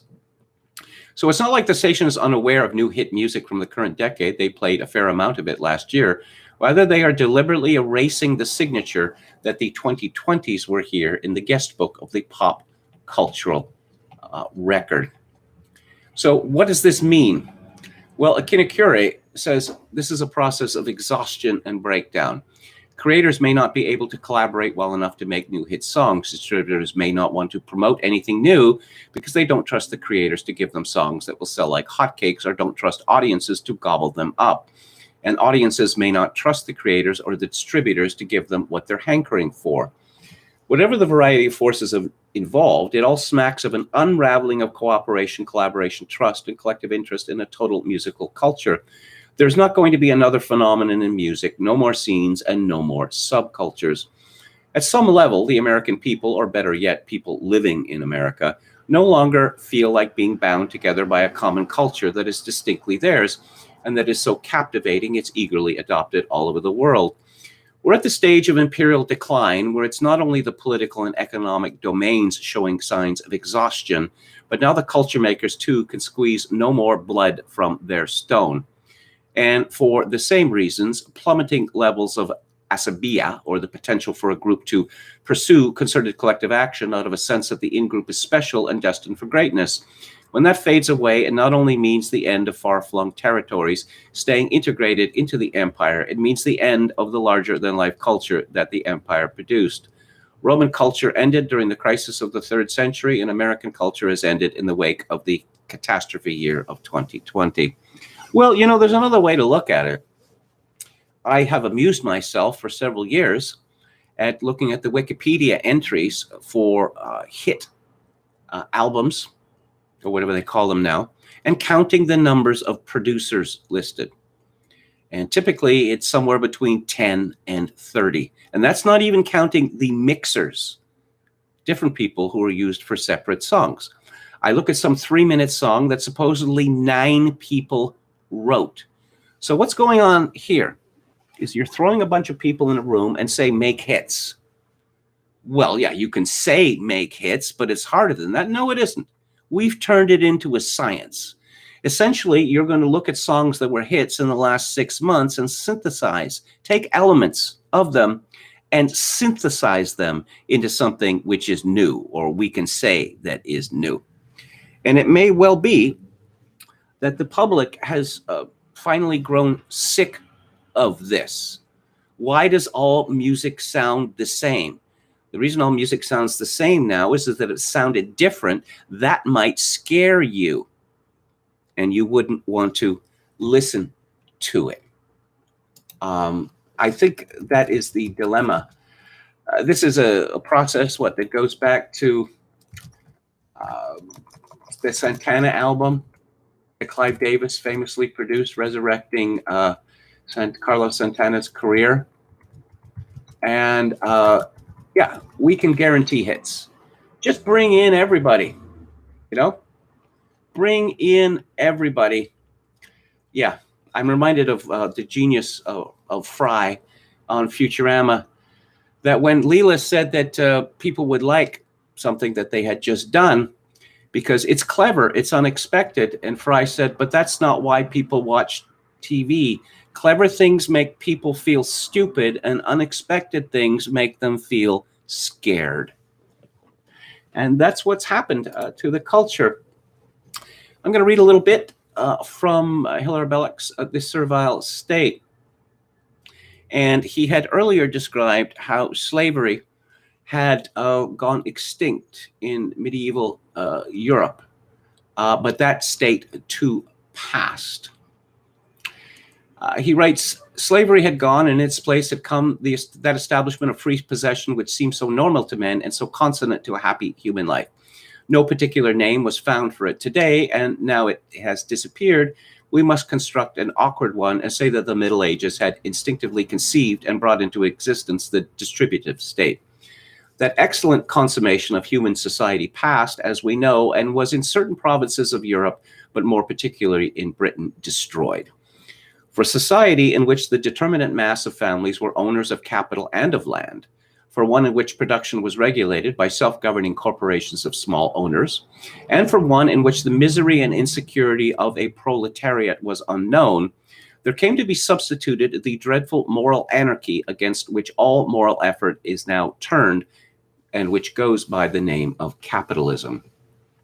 How did such a catastrophe come about? Why was it permitted, and upon what historical process did the evil batten? What turned an England economically free into the England which we know today, of which at least 1/3 is indigent, of which 19/20 are dispossessed of capital and of land, and of which the whole industry and national life is controlled upon its economic side by a few chance directors of millions, a few masters of unsocial and irresponsible monopolies? The answer most usually given to this fundamental question in our history, and the one most readily accepted, is that this misfortune came about through a material process known as the Industrial Revolution. The use of expensive machinery, the concentration of industry, and of its implements are imagined to have enslaved, in some blind way, apart from the human will, the action of English mankind. The explanation is wholly false. No such material cause determined the degradation from which we suffer. It was the deliberate action of men, evil will in a few, and apathy of will among the many, which produced a catastrophe as human in its causes and inception as in its vile effect. Capitalism was not the growth of the industrial movement, nor of chance material discoveries. A little acquaintance with history and a little straightforwardness in the teaching of it would be enough to prove that. The industrial system was a growth proceeding from capitalism, not its cause. Capitalism was here in England before the industrial system came into being, before the use of coal and of the new expensive machinery and of the concentration of the implements of production in the great towns. Had capitalism not been present before the Industrial Revolution, that revolution might have been proved as beneficent to Englishmen as it is proved maleficent. But capitalism, that is the ownership by a few of the springs of life, was present long before the great discoveries came. It warped the effect of these discoveries and new inventions, and it turned them from a good into an evil thing. It was not machinery that lost us our freedom. It was the loss of a free mind. And I will have more from Hilaire Belloc's The Servile State on Monday. So, I'm going to talk now about the book club, and I'm going to be discussing a work of science fiction, you could call it, or speculative fiction, as some prefer to call it. It's a book by Maggie Shen King, and it is called An Excess Male. Said in the near future China, the one-child policy has resulted in 40 million men unable to find wives. This book is one such leftovers man's quest for love and family under a state that seeks to glorify its past mistakes and impose order through authoritarian measures, reinvigorated communist ideals, and social meaning. That is the description from Goodreads. I have to say that I'm enormously impressed by this book. Not just of the audacity of its premise, but by the strength of its prose.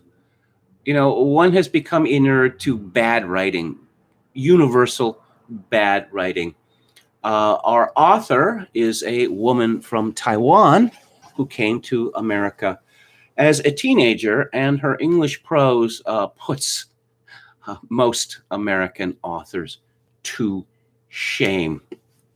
Essentially, the plot is this.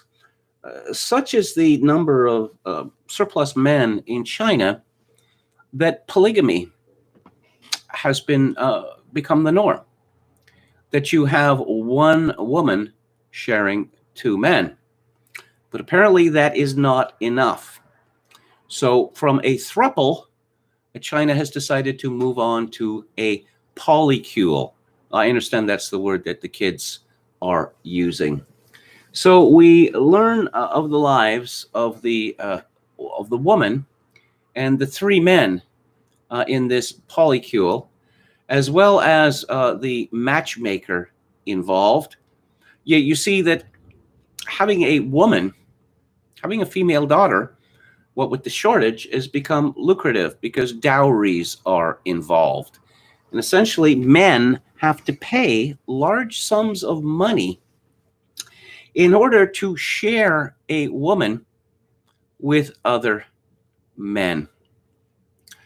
I just want to, the eugenics has been adopted by the Chinese communists, and they're very rigorous about it, that they intend to end homosexuality by ensuring that homosexuals cannot reproduce. Now, of course, naturally, homosexuals do not reproduce, but the Chinese have come to the conclusion that homosexuality is entirely genetic.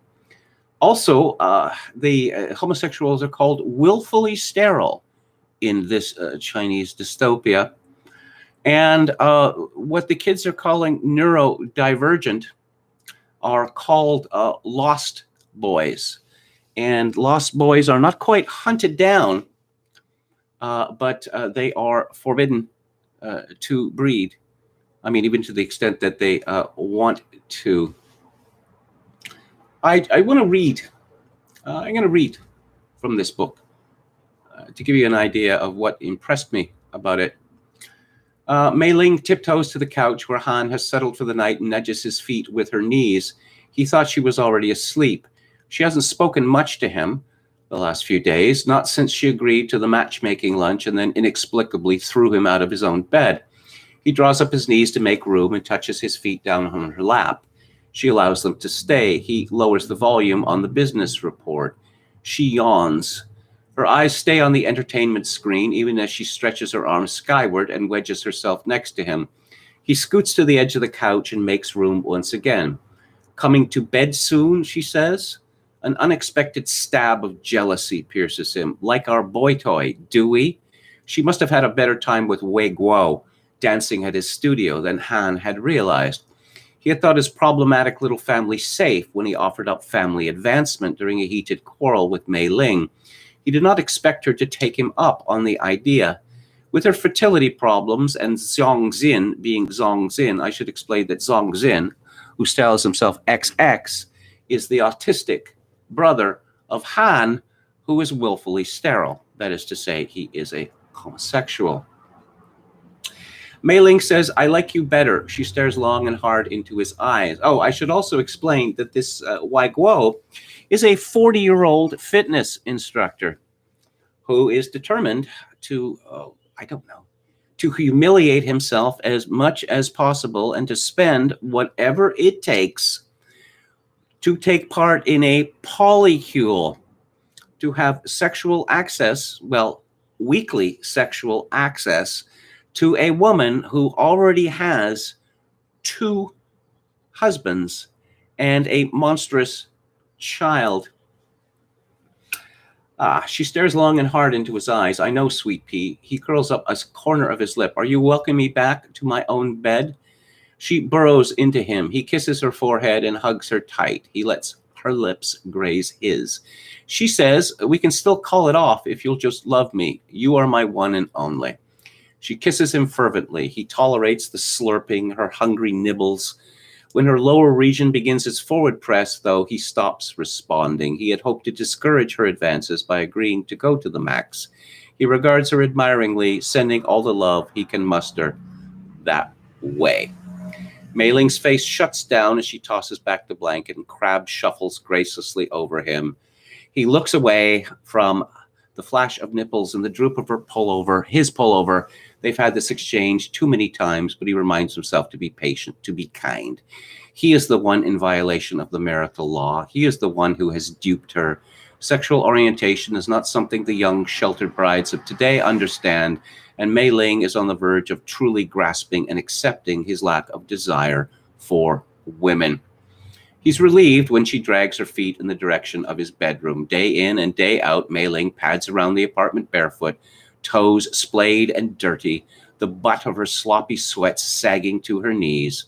Mei Ling's mother, a notorious daughter breeder, used to insist that she and her sisters coat their faces with makeup like slutty foreign actresses. Sometimes Han regrets convincing Mei Ling that she is naturally beautiful, that the extraordinarily big-hearted woman he has come to love requires little such enhancement. "You know, you mustn't dress like that around a new husband."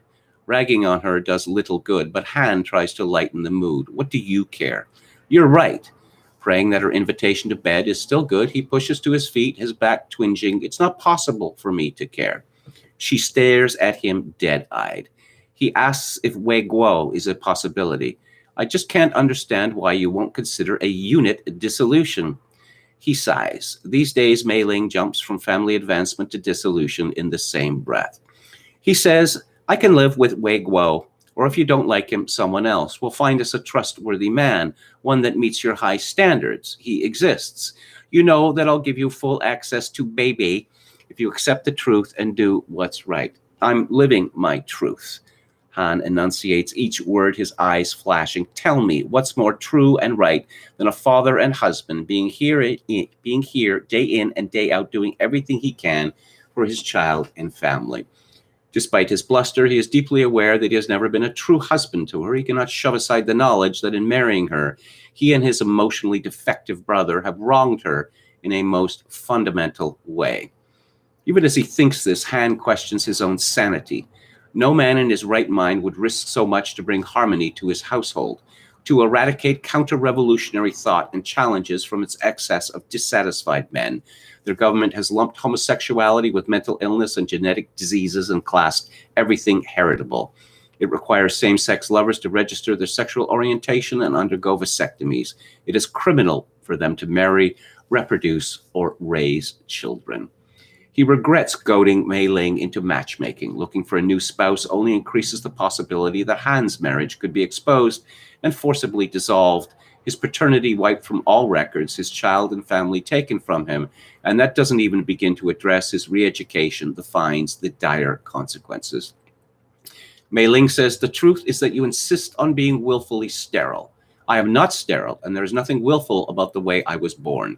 He feels both disappointment and an overwhelming rage. You know this is not a choice, and why would I opt to be subhuman? For the privilege of sneaking around just so I could raise my own child? How could she, after 6 years with him, still think this way? And how sadistic is our government, believing the trait hereditary, yet calling us willful? There is not a trace of regret in her eyes. We could divorce Zhongxing and advance with Wei Guo and Hero. I'm willing to do that for you. Don't be crazy. Where did she get this idea that he wants to marry Hero?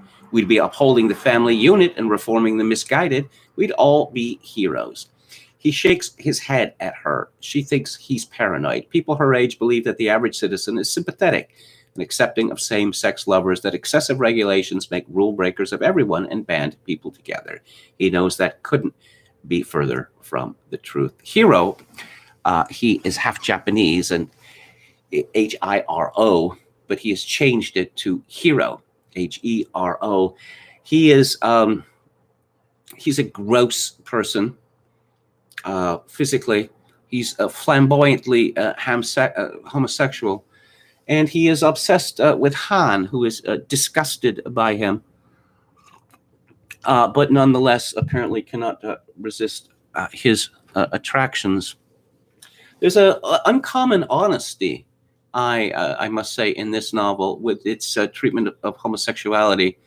I mean, the painful realities of it are discussed instead of the the rosy notions that we have all been forced to believe. Oh, they're just like us, virtually normal. No, they are not like us at all. I'm also fascinated by the discussion of this child, Mei Ling's child, which for some reason is called Baby, B-E-I, with no break. Whether the child has an actual name, well, this, I've read of what they call the little emperor syndrome in China, which is that male children are allowed to do whatever they want, to carry on like little emperors. But it was my understanding that apparently the hammer comes down on them when they are 6 years old, that no, you can't do any of that anymore. Which apparently leads to a great many Chinese boys for the rest of their lives feeling that they had somehow disappointed their parents, because why are my parents so cruel to me now? Why don't my parents love me anymore? But this child, the baby, in this novel is just a monster, demanding attention at all times, physical attention at all times. And his mother is a slave to this child, that she doesn't work, she stays at home, she gets lots of money because of her status, and she spends a lot of money, buys a lot of things, but this child is her master. And I don't know, it's the sort of situation, that would lead to, I don't know, vile consequences in many occasions. But everyone seems to be, they don't seem to have any problem with the monstrousness of this child, I suppose, such as the, status of a young boy in Chinese households. There's a question of, I suppose there's a question of who is the actual father of Bei, that Zhongxing, or XX, is autistic such that he's got his weekly sex allotment, but he cannot really stand being around women, and he cannot stand being around children. Children frighten them. Again, from the novel. She pries his arm off Bebe, climbs over him spider-like, and wedges her head into his shoulder. Go get your fertility switched back on. Have another baby with me. The state inserted birth control implants into his arm after Bebe's birth. Han turns away. How could she demand that he risk breaking more laws? And she whispers into his ear, you and Song Xing share a mother. Your baby will be like his baby. Wouldn't it be wonderful to have another baby, you and me? Her arms around him feel like a stranglehold. He imagines instead a newborn, the miraculous heft of a tiny body, its helplessness and its power to seduce, its all-engrossing scent. Don't you love me? I do, he says. The way Zhong Xing acts around Bebe, it's obvious he doesn't want to have a baby. Stop, Han says, but he cannot disagree. As awkward as it is for Zhong Xing to interact with adults, he is many times worse with Bebe. It would not be an exaggeration to say that the baby both irritates and scares him. Mei Ling says, I don't want to complicate our family further or endanger it in the process. Han couldn't agree more. She holds his face between her hands. Say you'll do what's right for all of us, please. I suppose what we see in this novel is the emasculation of Chinese men because of the women hold so much power in this future. Obviously, they hold a great deal of power in China now, but this book extrapolates from that and imagines, how much worse it could get. I really highly recommend this book. It's a really thrilling read. And once again, I must say that apparently there are still people out there who can write good novels. So those are my thoughts on An Excess Male by Maggie Shen King. So let's have a final look at the chat. Okay.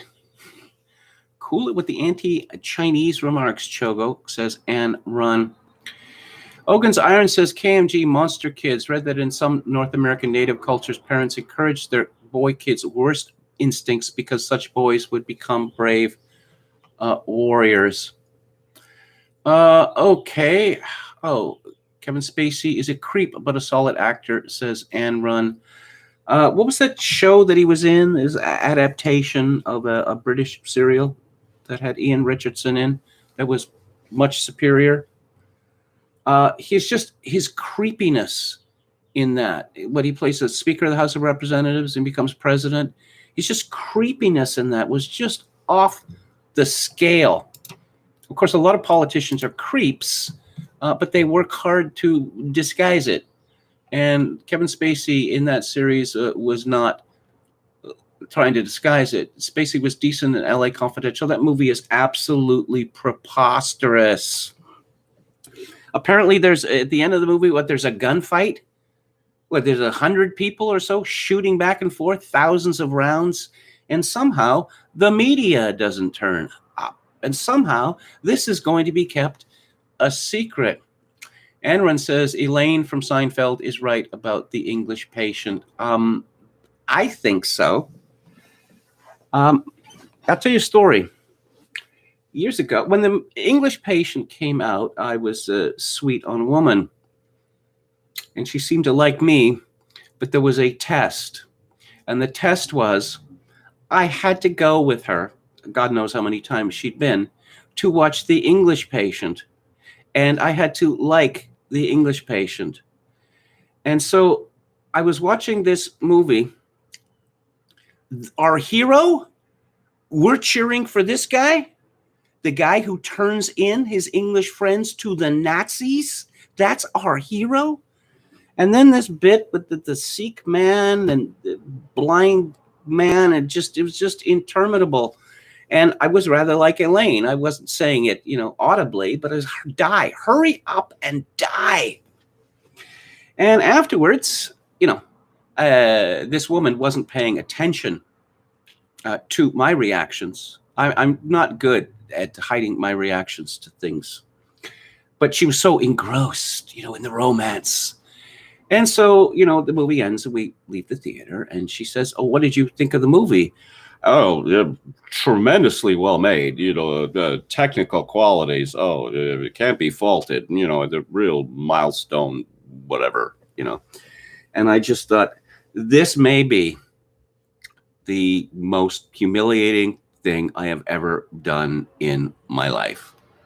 Extolling the virtues of a movie I absolutely detested in order to impress a woman. Okay, so would you really rate The Day of the Jackal as one of your 52 favorite movies? Indeed. Indeed, I would. It's come out in high def, finally.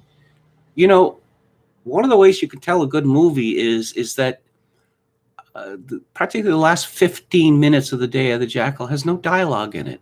And you don't need dialogue. That's how well made that movie is. That, the jackal is up to something. And we are shown again and again. Oh, he's arranging this, he's arranging that, he's buying this, he's working on this. So what's the plan? And then when it's finally revealed, we gasp in shock. I had no idea that's what he was up to. Anyway, that movie is tremendous. Okay, so what is coming up on the show? On Theater Thursday next week, I'm going to be discussing a hilarious movie from 1999 directed by Doug Liman called Go. On the book club next week, I'm going to be discussing a work of history, Tom Holland's Dynasty, which is the sequel to his book Rubicon. And on Music Monday, on May the 3rd, I'm going to be discussing the uncanny valley of K-pop. So thanks, all of you, for tuning in. If you like the show or any part of it, I'd appreciate it if you click on the like button and subscribe to my YouTube channel if you have not done so already. If you would like to support this live stream with a contribution, greatly appreciated, especially in my present circumstances. My PayPal account is linked to kevin_grace@hotmail.com. Once again, kevin_grace@hotmail.com. If you are in Canada, you can make a donation to this live stream directly via interact@kevingrace@shaw.ca. And as always, I leave you with this. In these days of social atomization and civilizational collapse, I do dearly wish that you, my dear viewers and listeners, manage to forge a genuine human connection in order to ease the burden. Good night.